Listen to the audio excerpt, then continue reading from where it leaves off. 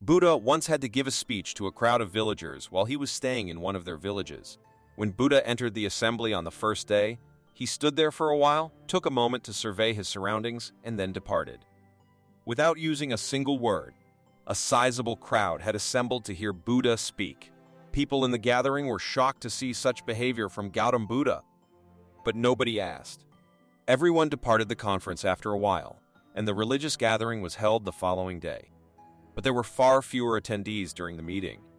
The population dropped from 500 to only approximately 100 on the second day.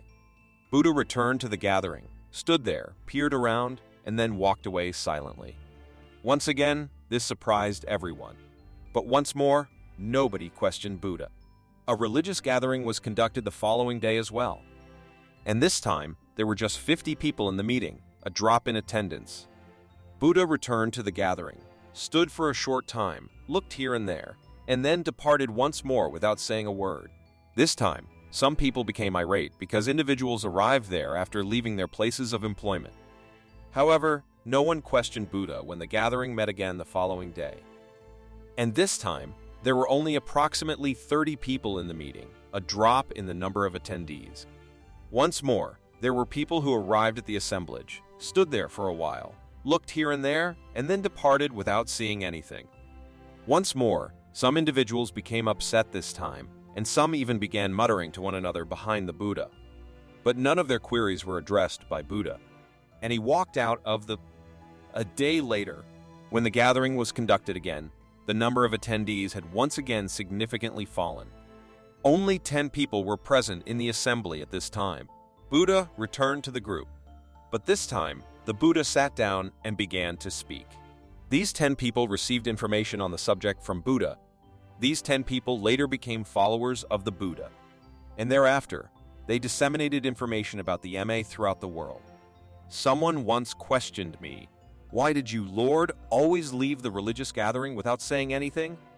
"My dear, I was seeking for persons who were truly deserved," the Buddha continued. 500 or so people were present. There were just 100 people left on the first day.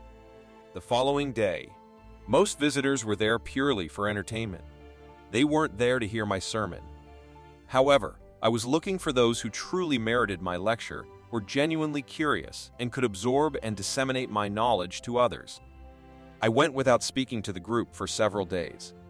I wanted to pick out a handful of those 500 individuals who deserved my sermon. Those who truly sought information and had the fortitude to wait stayed to the end. Those who lacked the desire for education and the persistence to wait, they didn't pause. If we look around us, we can see that those who are patient and curious about things tend to succeed. Only those people are capable of making life-changing progress. Each of us aspires to accomplish some sort of goal in life. However, only those who have the patience to wait for the voyage to end arrive at their destination, as opposed to those who lack patience. They break off from their voyage in the middle of it. However, those who have a strong desire to reach their destination and the patience to help them will undoubtedly succeed. Thank you for your watching.